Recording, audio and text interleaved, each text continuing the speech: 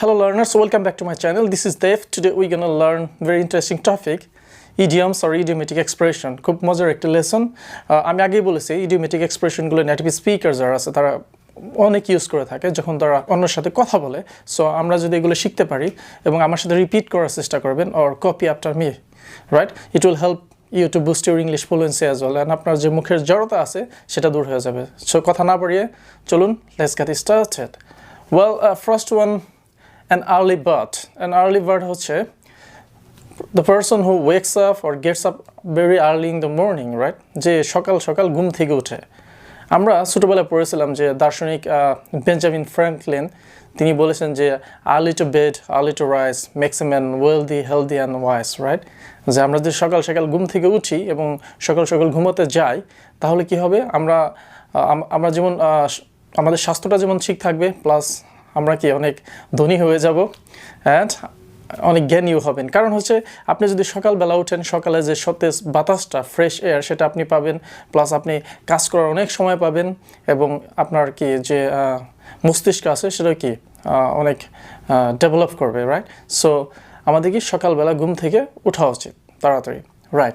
So for example, we have to be an early bird to get the fresh air. যে early bird পাখিটা কিন্তু দেখবেন যে 5টা বা 5:30টার দিকে কিচিরমিচির শুরু করে, right? So we have to be an early bird. যদি জীবনে সফলতা আনতে চান তাহলে অবশ্যই আপনাকে আর্লি বার্ড হতে হবে। Second one, all things considered.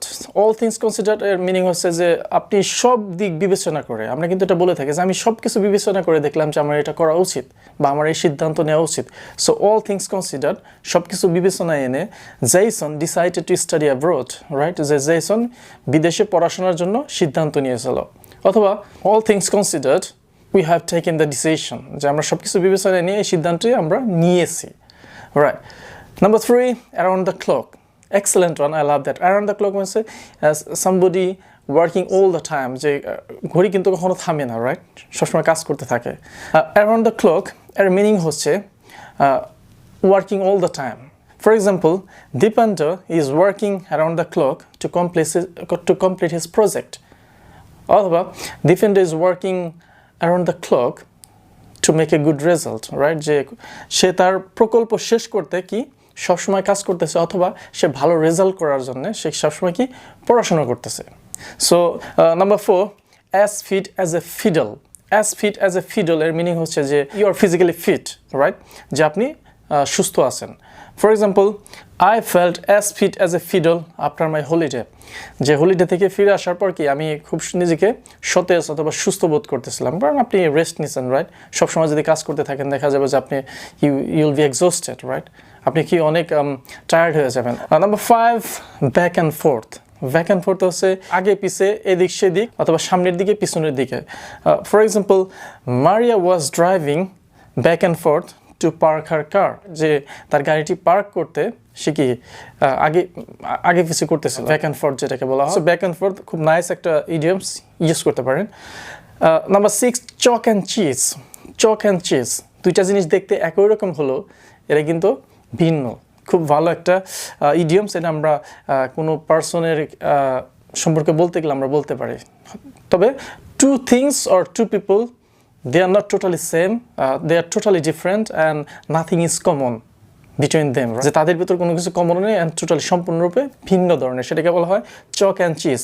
For example, they are look-alike but they are as different as chalk and cheese. তারা দেখতে আপাত দৃষ্টিতে একই ধরনের হলো কিন্তু তারা হচ্ছে কি টোটালি ভিন্ন ধরনের, যেমন চক অ্যান্ড চিজ, রাইট? চক দিয়ে আমরা বোর্ডে লিখি আর চিজ সেটা হচ্ছে আমরা খাই, কিন্তু দুইটা জিনিস দেখতেই কি সাদা বা একই ধরনের। সো এটাকে আমরা বলতে পারি চক অ্যান্ড চিজ। এইটা নেটিভ স্পিকার যারা আছে তারা অনেক ইউজ করে। Number 7, all over the place. All over the place হচ্ছে everywhere or in many different location, right? যে অল ওভার দ্য প্লেস, সব জায়গায়।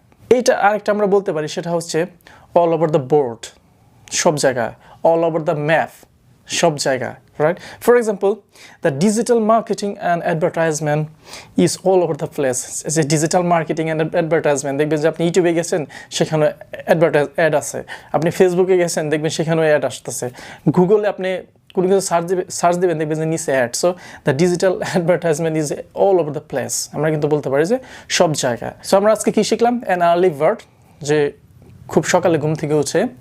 অল থিংস কনসিডার, সব কিছু বিবেচনায় এনে। অ্যারাউন্ড দ্য ক্লক, সবসময়। As fit as a fiddle, নিজেকে খুব ফিট মনে হওয়া physically and mentally. And back and forth, আগে পিছে, এদিক সেদিক।